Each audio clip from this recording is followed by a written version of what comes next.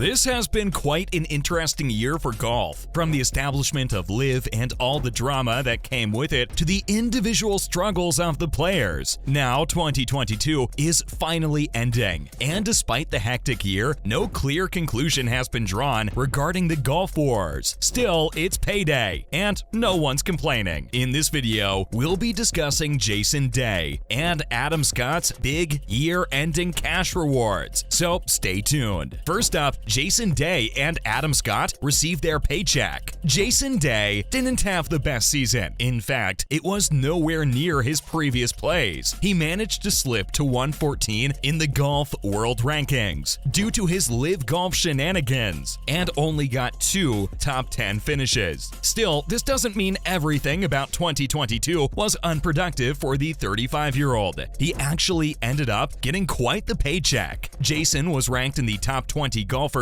who generated the most positive interest, and, well, it had a really positive result for him, namely a $3 million paycheck. This is about thrice as much as he earned on the course this year, which, to be honest, wasn't much, considering the fact he wasn't exactly successful. Both he and his fellow Australian Adam Scott picked up their checks as part of the PGA Tour's Player Impact Program, or as it's more commonly known, PIP. PIP handed out a huge sum of $150 million to players as a reward. They based which player got how much based on a series of data measurements. Other players got much bigger paychecks, though to be fair, they did very well during the season. For example, Tiger Woods. Everyone knows him. He's one of the most legendary golf players to have existed and holds a number of records. He's also the one to beat everyone else in the Player Impact Program. This wasn't even the first time though. The 82-time tour winner did the same just last year. This year, he managed to earn a whopping $15 million. Even more surprising, he achieved this despite only teeing 3 times this season. Next up, how much other players earned. Just because Tiger Woods somehow managed to beat his business partner and the world's #1 golfer doesn't mean Rory McIlroy is going to let someone else do it. He had a number of impressive feats this year, and his victories were made even more special considering the fact that it had been quite some time since he had won. The 33-year-old even claimed his 3rd FedEx Cup victory. This was a legendary moment for the golf world, as no player before Rory had ever achieved such a feat. Not to mention, just the previous weekend, he competed in the DP World Tour's race to Dubai. He came 2nd. PIP was established just last year, and its main goal was to make the PGA Tour more engaging. It also provides encouragement to the players who have a big media presence and attract attention publicly, which is why, compared to its first year, the program paid PGA's top 20 finishers about double what it did in 2021. They ended up awarding golfers who had the most internet searches, had a strong social media presence, and even those who gained TV exposure for sponsors. Unfortunately for some players though, not everybody got their end of the year big paycheck, even if they had all that and much more. Not that it matters to them, namely because these players are the rebels. This means that they joined the LIV Golf League, and we all know that nearly all of their players are earning more than the top players in the PGA Tour. Now for Jason Day hasn't been doing well. The PIP program was made by the PGA for its players. It was obvious to most that PIP was an attempt to counter the, at that time, very new LIV Tour. Still, some of them did play in the PGA for a good part of the season before shifting to the LIV, and some would argue that they deserve at least a little bit of recognition for it. By this, they mostly mean Cameron Smith, the former world #2, who won a breakthrough championship at the British Open and also won the Players' Championship. Others think otherwise though, and this was clearly shown in the PGA program, making the Aussie ineligible for any reward by the program. But hey, the Aussie is doing pretty well in the LIV. He said himself that it was much more chill than the PGA, and he liked the atmosphere, so he probably doesn't care that much. match. After all, the players that left for the LIV were well aware of the consequences that would come with the move. Jason Day, on the other hand, isn't doing very good, despite the fact he didn't even leave the PGA. The golfer hasn't won any PGA Tour event ever since 2018, and his best finishes aren't all that impressive either. He managed to finish third at the Farmers Insurance Open in San Diego, but then again, he wasn't the only guy to finish there, and that makes the position lose a bit of its charm. Not to mention, in the 21 events he took part in, he somehow managed to miss 7 cuts. Lastly, Adam Scott is adamant he'll get more wins from here. Jason Day's fellow Australian, Adam Scott, hasn't been doing too well either, though he still is slightly better off. The 42-year-old didn't win any event this year either, but he did manage to claim 7 top 10 finishes. Better than nothing, at least. The Aussie is currently in his home country to finish up his PGA season and then participate in the Australian Open. He talked about how his season went and revealed that he was extremely frustrated at his lack of wins and overall performance this year. Still, the 42-year-old seemed sure that the future holds more wins, and who are we to question him? All there is left to do now is wait and see. He said that in 2022, he had made a lot of good moves in turning and changing his game, and he was feeling good about where it was going. As a result, Adam revealed that he was encouraged and excited to finish off what he had started. Now, moving on to Jed Morgan's hopes of emulating Cam Smith. First off, Jed Morgan wants DP World and LIV Tour to coexist. Jed Morgan won the Australian PGA Championship back in January and wished to repeat the career-changing victory. He's back in Royal Queensland to do just that, but he needs something more to achieve his dream. Mostly, this includes the LIV Tour and the DP Tour coexisting, or else he won't be able to play events on both circuits next season. No doubt, the victory was very special for him. Not only did he end up on top of the Australian PGA Tour Order of Merit, but it also secured him a DP World Tour playing card for the next 2 seasons. The problem is the looming threat of the DP World Tour banning LIV players if they participate in the tour's expanded 2023 program. Following up, Jed felt a lot of pressure during the 2022 season. Jed admitted that he felt a lot of pressure due to everything that happened this year and having to compete against all the best golfers in the world in the LIV Tour and the US and British Opens. The golfer did succumb to the pressure temporarily and had to deal with poor form, and he overcame it, something he mentioned he was glad for. He said that he had never felt such pressure in all his life before, and the Gulf War definitely ramped everything up. Jed compared the situation to being in a big pool of fish, except he's never been around this fish before. The fish are obviously a reference to the top golfers he had to go against. It took him some time to get used to it and learn how to handle it, but now that everything is said and done, he said that he wouldn't change a thing about what happened. In the end, Jed came up on top stronger than ever, and with a new life lesson to tell the people around him. That is, when you're struggling, you'll end up feeling like you have a long way to go. For him, that's wrong. Instead, if you put one foot in front of the other and keep going, you'll realize it was never as far as you thought it was. Last but not least, he wants to match Cameron Smith's feat of 2 consecutive wins. The golfer mentioned that he looked up to all the other Australians who have made it far in golf. He also said that, in his opinion, a cool thing about being an Aussie was that if you're aware the other person was also an Australian, you'll automatically end up getting along really well. Cameron Smith, the world's 3rd-ranked golfer and British Open champion, also showed his support for the 22-year-old and said that he had a bright future ahead of him, which is most probably true. After all, Jed finally has the chance to match the Aussie champion's feat of winning the Australian PGA Championship back-to-back. Jed said that he really looked up to Cameron, who was both a role model and friend to him, and to be able to achieve what he did would mean a lot to him. That's a wrap for this video. What do you think about Jason Day and Adam Scott's performance this year? Let us know in the comments below. Make sure to give this video a thumbs up and subscribe to our channel for more videos like this. See you in the next one.